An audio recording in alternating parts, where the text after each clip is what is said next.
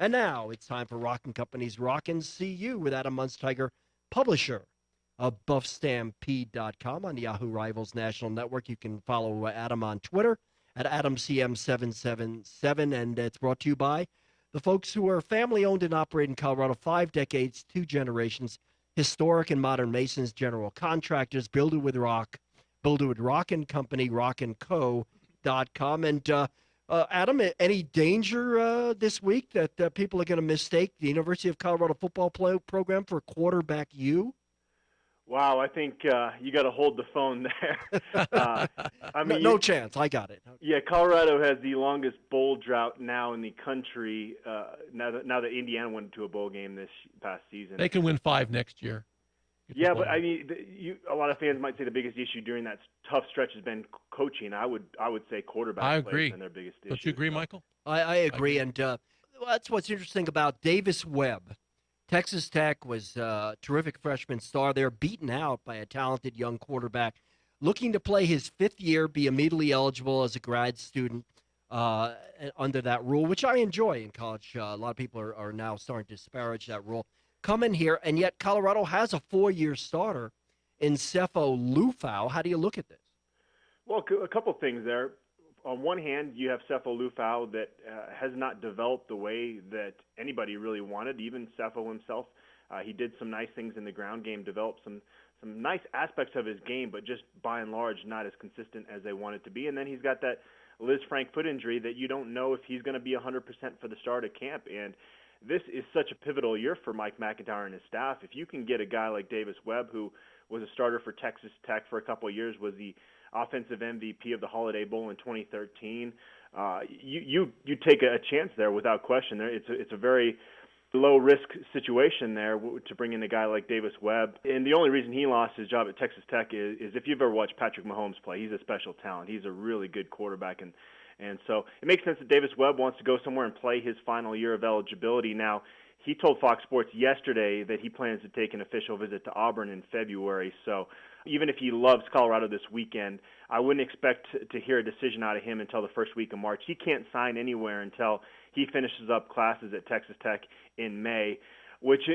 makes him maybe a little less attractive as a transfer, is the fact that he wouldn't be on campus for spring ball.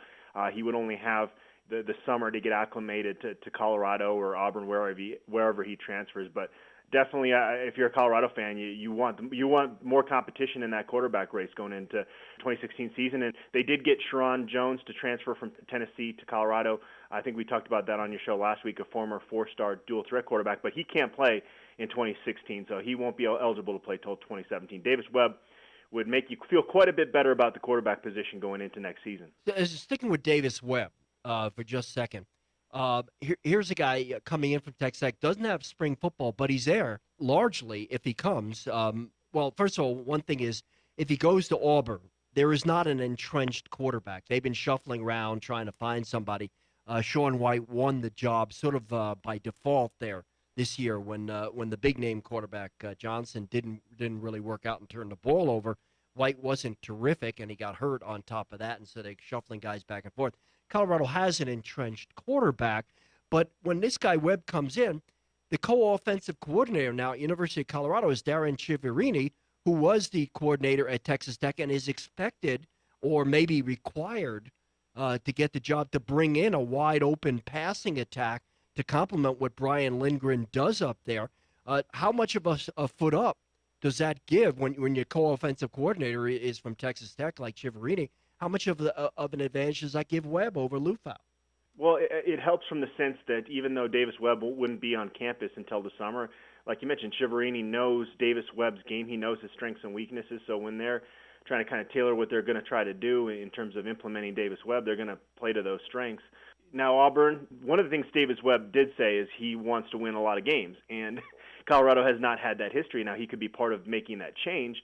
But at Auburn, even though they've struggled a little bit, they have more of that recent success. So that might be kind of the selling point that they're going to use with him. I think it's going to come down to the wire. I think it's going to be a tough decision between those two schools for Davis.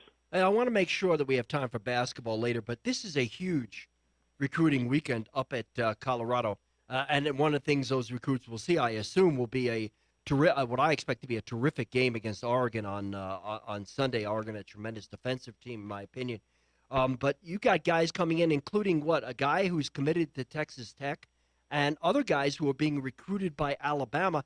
This is the kind of company that Colorado wants to be in, that fans of Colorado want to see the Buffs not just beating out Fresno State, but maybe beating out a Big 12 team for a recruit. Yeah, when I started to release some of the information of the official visitors and other recruiting news within the last 48 hours, I've seen the Stampede Elite message board on Buff Stampede, the most excited it's been in a really long time because of the type of recruits they're bringing in this weekend. Jordan Brooks, an outside linebacker, you mentioned that he's verbally committed to Texas Tech right now. Darren Shiverini, of course, big part of why he's out in Boulder. You've got 3 teammates from John Ehret High School in the New Orleans area. This is where Cordell Stewart went to high school back in the day. Dejon Harris, an inside linebacker recruit that's currently committed to Arkansas, that's visiting Colorado this weekend. And then Karan Bayham, is kind of a smaller athlete, but a very shifty guy, a 3-star recruit. And his best friend and teammate there, John Ehret, Jarius Wallace, who recently picked up an offer from Arizona. They're also out. I think they were tweeting out pictures of them in the snow. I think it was the first time they had ever seen snow. So, yeah, some of these guys that they had struggled to get on campus. Now, it doesn't mean a whole lot, though, if you get them on campus and then they end up signing elsewhere. So it's very important that they find a way to land a couple of these guys. Hey, Adam, real quickly, your thoughts on an early signing day opportunity? I don't know if NCAA was addressing it this week. Doesn't look like it's going to happen. I love the idea. Now, one of the things, and I'll try not to get too long-winded here, I know we're up against it, but one of the things I've always hated is the fact that kids that don't have the financial resources can't take visits in the summer, and they'll still verbally commit to schools without getting a chance to see schools, whereas kids that have money can go out and take all these visits. So I think you need to, if you're going to have an early sign period, you need to allow maybe 3 official visits for June. And that would actually really help Colorado just because the weather, especially when you're recruiting Florida kids and Louisiana kids and Georgia kids, to bring them out in June on an official is maybe a little bit better than bringing them out in January. I like the idea a lot. Now, you'd have to let those kids, I think, out of that letter of intent if a coaching change were to occur after that signing period. And, of course, there's injuries to seniors in high school, and hopefully the colleges would not be allowed to drop a kid at that point. But let's change gears.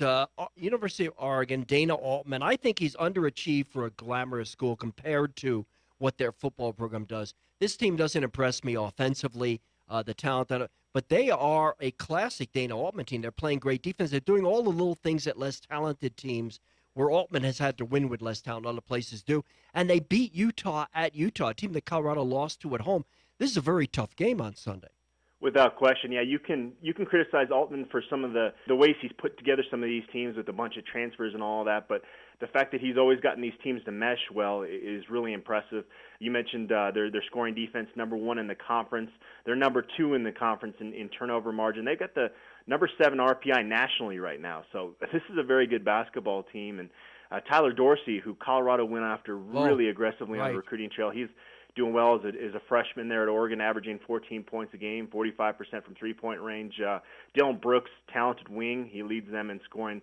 It's hard to win road games in the Pac-12 this year, given how good the conference is top to bottom, and for them to go on the road and win by 18 at Utah, you got to be a little nervous if you're a Colorado fan about tomorrow's game. Absolutely, and if you couldn't tell by now, when we talk to Adam every week, one of the biggest reasons to read BuffStampede.com and what Adam does is so unique and outside is his control of the recruiting situation, his reporting, and this is the time of year leading up to February 1st and afterwards when you want to read BuffStampede.com.